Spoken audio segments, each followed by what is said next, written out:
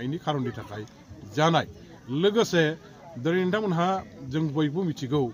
जे माने जोंनि मार्टियार्स जायफोर दं बड'लेण्ड सोमावसारनायाव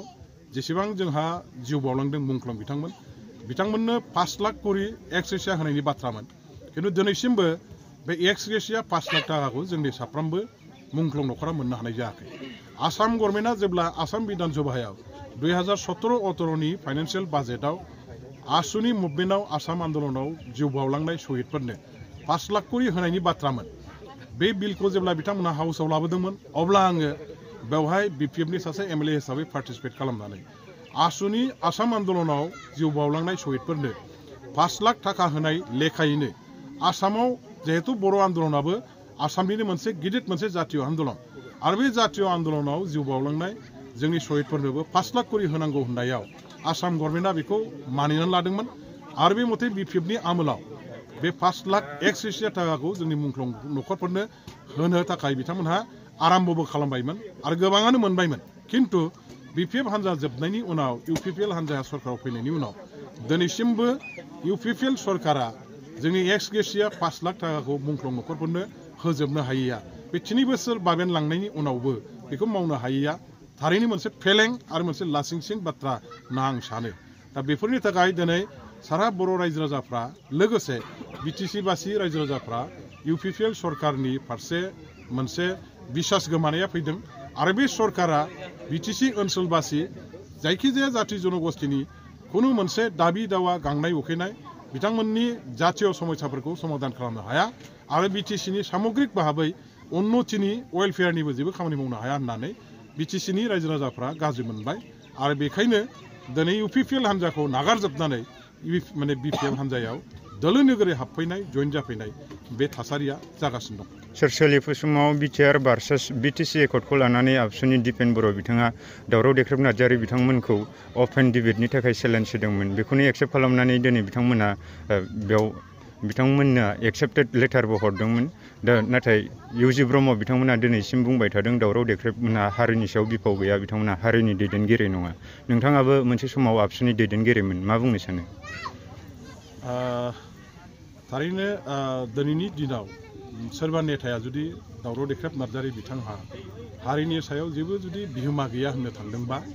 बियो बिराद इनाय मोनसे बाथ्रा जागोन दावराव देख्रेब नार्जारि बिथांनि न'आव थानानैनो बड'फा उपेन्द्रनाथ ब्रह्मआ प्रथम बर' आन्दलनखौ जागायजेनदों जोंनि बर'फोरनि जेसेबां आन्दलनकारि नेताफोरमोन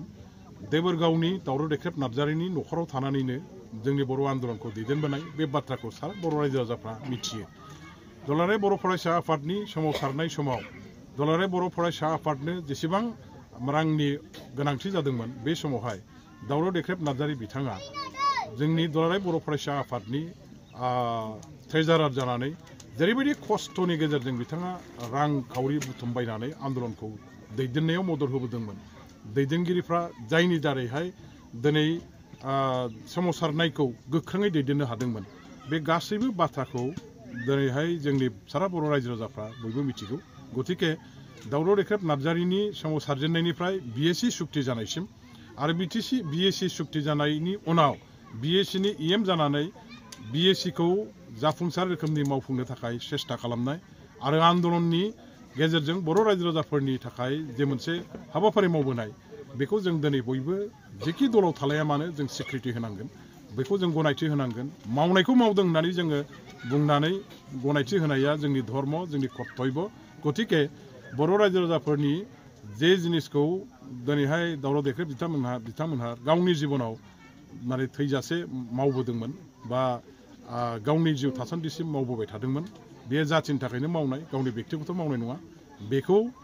स्वीकृति होयैया थारैनो दुखुनांथाव बाथ्रा आरो सोरबा दैदेनगिरिया बेनि सायाव बेबायदि कमेन्ट होनाया थारैनो मोनसे माने मुगैथाव बाथ्रा होननानै आं सानो आदि दिनै नोंथाङा इउपिपिएल दोलोखौ नागारनानै दिनै बिपिएफ दोलोआव जगदान जाफैबाय मा फोरमायगोन आङो इउपिपिएलखौ साबजानाय मोनाखै बेले-बेजे मोनसे बेनि थाखायनो आं हारसिं गोसो जानानै बा गामिनि जानानै जोंनि इउपिपिएल सरकारा गोग्गो सरकार सालायनायाव फेलें जानांदों नामा फेलें जादों जाया आं बेखौ बुंनो हाया अब्लाबो आं माबा खुंनायखौ बेले बेजे मोनदों आंनि गोसोआव। बिथांमोना इउपिपिएल सरकारा खुंथायगोआव फैयैनि सिगां नोंथांमोननिफ्रायबो न'खर न'खर साख्रि होगोन होननानै नोंसोरनि फिसा फिसौफोरनि डकुमेन्टसफोर लांदोंमोन नामा? लांदोंमोन लांनाया, अब्लाबो जों माबानो मोनाखै, साख्रि मोननो हायासै। प्रमद बर'आ गाव गादि मोननो थाखायसो बर' रायजो राजाफोरखौ थगायदों होनना नोंथाङा बुंगोन नामा? बुंजायो निस्सय। थारमाने जे माबायाव जोंनि थाखाय डकुमेन्टस थांदोंमोन दिनै नोंथांमोना उदां बड'लेण्डनि थाखाय बेसेबां नांसोमबोदोंमोन? जोंथ' फुरा नांसोमबोनाय, जोंनि माइन्डजों नांबोनायमोन। गैयाबाबो थाखा फैसा गरसे गरनै थाइसे थाइनै रां रुफाखौ बिथांमोननि सोमावसारनायनि मुङाव नोंथांमोनाबो हरदोंमोन।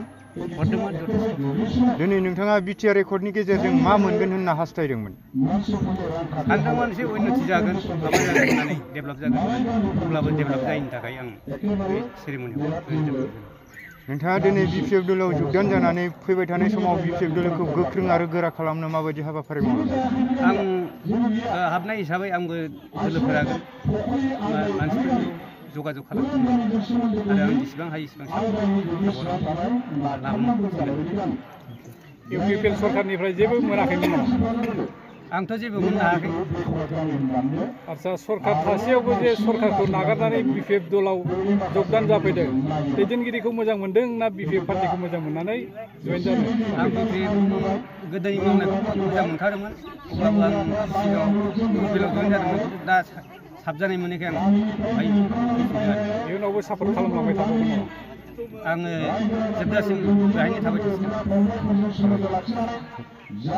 गोरा गोरा बुंदो। नोंथांमोना दिनै सासे लाइमोन, बर'नि लाइमोन जानानै दिनै बिपिएफ दोलोआव इउपिपिएल दोलोनिफ्राय जगदान जाफैबाय, बिनि मेन उद्देश्यखौ आं मोनथिनो लुबैयो। दिनै बे मेलाव आं मुगानि थान्दै निउस लाइभनि सिगाङाव आंनि जगदान जाफैनायनि थांखियानो जाहैबाय इउपिपिएल सरकाराव थानानै आङो खामानि मावदोंमोन, गोसो गुदुं माबा मोनसे मोनगोन साननानै। दिनै इउपिपिएल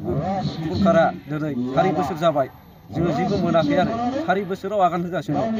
जोङो बिनि थाखायनो जोङो इउपिपिएलखौ नागारनानै बिपिएफजों थानो होननानै जोङो गोसो मोदोम जिउयै जोङो दा बिपिएफआव जगदान होदों। आरो जोङो प्रमद बर' दैदेननाय सरकाराव जोङो थाया मालाबाबो, जोंखौ थगायगासिनो दं। बेखिनियानो आरो।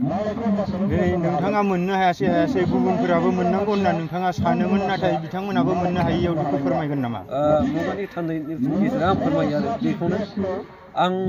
फोरमायो, जेखुनु जोंनि रायजो राजा बयखौबो थगायगासिनो दं आरो आं मोनाखै आरो दस्राफोरखौबो थगायगासिनो दं आरो। बर' फिसानि सासे लाइमोन जानानै नोंथांमोना फैबाय थानाय समाव उननि